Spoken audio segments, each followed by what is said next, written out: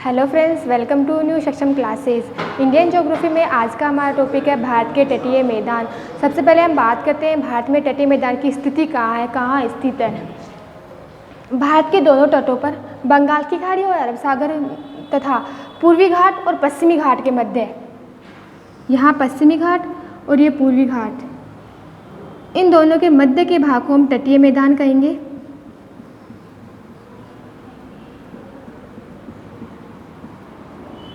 ये हमारा तटीय मैदान हो गया। तटीय मैदान, तटीय मैदान के निर्माण की बात करते हैं, इसका निर्माण कैसे हुआ। तो पश्चिमी घाट और पूर्वी घाट की जो नदियां हैं वो अपने साथ बहाकर अवसाद लाती है, उसके निर्माण से इस मैदान का निर्माण हुआ। या समुद्र में निमज्जन और उन्मज्जन की क्रिया के कारण भी इस मैदान का निर्माण हुआ। बात करते हैं कि भारत के ऐसे कितने राज्य हैं जिसकी सीमा तटीय मैदान से लगती है। भारत के ऐसे 9 राज्य हैं जिसकी सीमा तटीय मैदान से लगती है। फर्स्ट पे बात करते हैं गुजरात, सेकंड पे है महाराष्ट्र, फिर गोवा, फिर कर्नाटक, केरल, तमिलनाडु, आंध्र प्रदेश, उड़ीसा और पश्चिम बंगाल। 9 राज्य हैं जिनकी सीमा तटीय मैदान से लगती है। उनमें आते हैं गुजरात, महाराष्ट्र, गोवा, कर्नाटक, केरल, तमिलनाडु, आंध्र प्रदेश, उड़ीसा, पश्चिम बंगाल। बात करते हैं हम सबसे लंबी सीमा कौन से राज्य के साथ लगती है, वो है गुजरात। सबसे लंबी सीमा। सबसे छोटी सीमा वो गोवा की लगती है।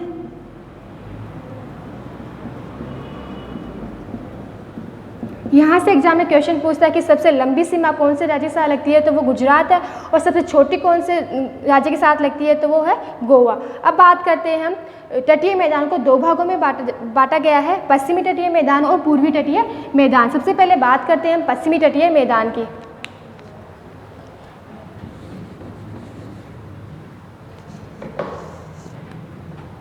फर्स्ट पे है पश्चिमी तटीय मैदान।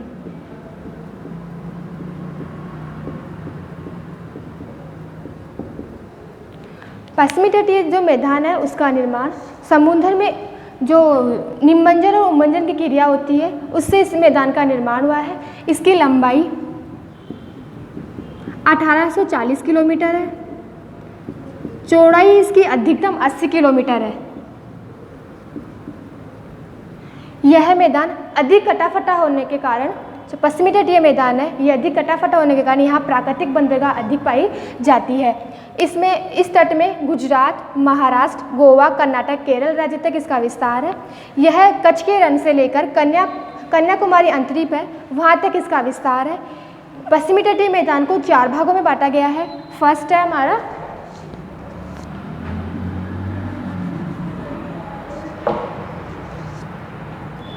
काठियावाड़ तट या सौराष्ट्र तट।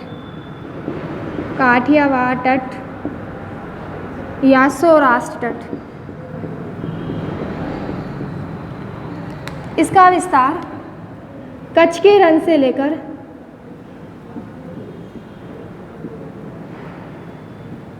दमन द्वीप तक है। दमन द्वीप तक है। सौराष्ट्र तट या काठियावाड़ तट का जो विस्तार है वो कच्छ के रण से लेकर दमन द्वीप तक इसका विस्तार है। यहाँ एक बंदरगाह है, कांडला बंदरगाह, वो यहाँ स्थित है। कांडला बंदरगाह। जो सौराष्ट्र तट है वहाँ खनिज तेल है, सर्वाधिक मात्रा में यहाँ से प्राप्त किया जाता है। और भारत की प्रथम रिफाइनरी जो जामनगर में स्थापित की गई थी वो भी यहीं स्थापित की गई थी। जामनगर में जो भारत की प्रथम रिफाइनरी थी वो यहीं स्थापित की गई थी। हमने बात की काठियावाड़ तट या सौराष्ट्र तट की, जिसका विस्तार कच्छ के रण से लेकर दमन द्वीप तक इसका विस्तार है। यहाँ सर्वाधिक खनिज तेल जो सर्वाधिक मात्रा में प्राप्त किया जाता है। और यहाँ एक बंदरगाह है कांडला बंदरगाह, जो यहाँ की प्रमुख बंदरगाह है। और यहाँ जो भारत की प्रथम रिफाइनरी थी जामनगर, वो यही स्थापित की गई थी। सेकंड नंबर पे बात करते हैं कोंकण तट की।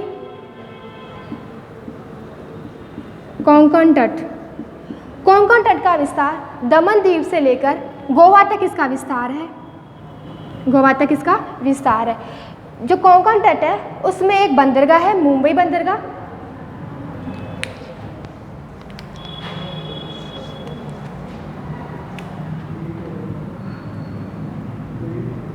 मुंबई बंदरगाह है,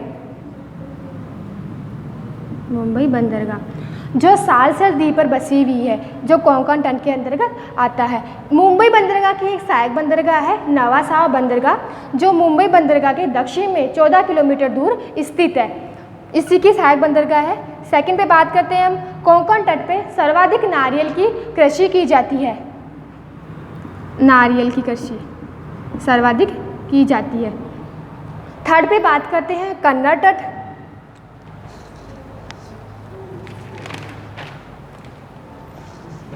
कन्नड़ तट का जो विस्तार है,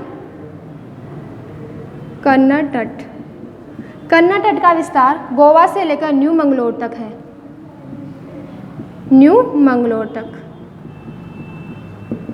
फिर आता है मालाबार तट।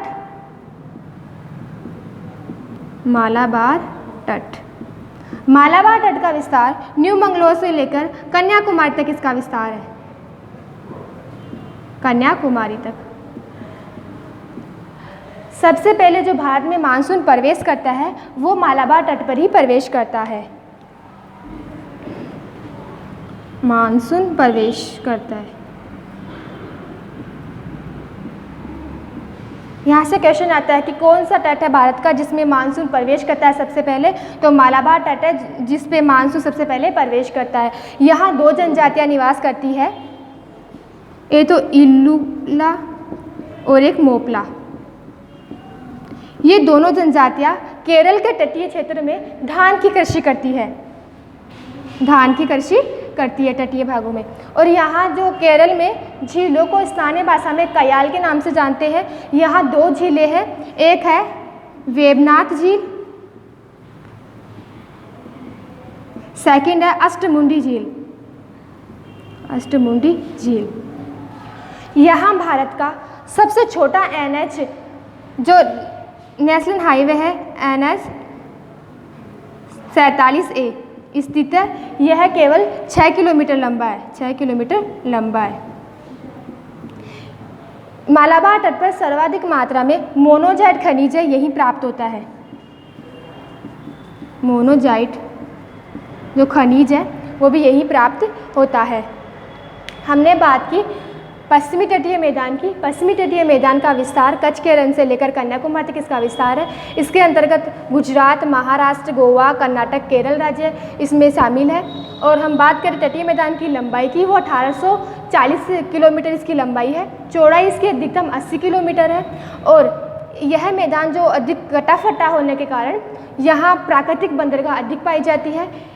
तटीय मैदान को 4 भागों में बांटा गया, सौराष्ट्र तट या काठियावाड़ तट, कोंकण तट, कन्नड़ तट और मालाबार तट। ये बात की हमने पश्चिमी तटीय मैदान की। अब बात करते हैं पूर्वी तटीय मैदान की। पूर्वी तटीय मैदान के अंतर्गत पश्चिम बंगाल, उड़ीसा, आंध्र प्रदेश, तमिलनाडु राज्य शामिल है। इसका विस्तार स्वर्णरेखा नदी से लेकर कन्याकुमारी तक इसका विस्तार है। इस मैदान की जो लंबाई है 1400 किलोमीटर इसकी लंबाई है। इसकी चौड़ाई 100 से 150 किलोमीटर चौड़ाई है इसकी। इसका निर्माण नदियों के डेल्टे से इसका निर्माण हुआ है और समुद्र में निमज्जन और उमंजन की क्रिया के कारण भी इसका निर्माण हुआ है। इस मैदान को 2 भागों में बांटा गया है, उत्तरी सरकार तट और कोरोमंडल तट। महानदी के मुहाने से कृष्णा नदी के मुहाने तक उत्तरी सरकार तट है। उत्तरी सरकार तट। कृष्णा नदी से लेकर कन्याकुमारी तक कोरोमंडल तट है। कोरोमंडल तट। पश्चिमी से बंका मैदान कहते हैं। पश्चिम बंगाल में बंका मैदान कहते हैं। बंका मैदान। उड़ीसा में इसे उत्कल का मैदान कहते हैं। उत्कल का मैदान।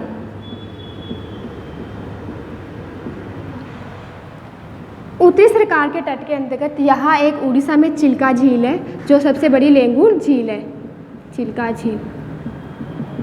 यहाँ एक प्राकृतिक बंदरगाह है, विशाखापट्टनम।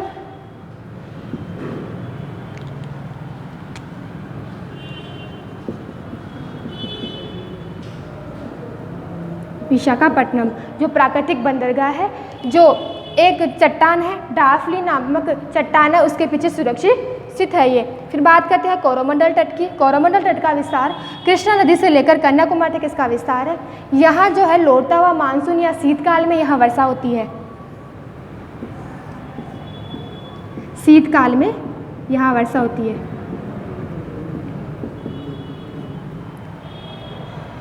यहाँ एक जो तमिलनाडु और आंध्र प्रदेश की सीमा पर एक पुलकिट झील है, पुलकिट झील।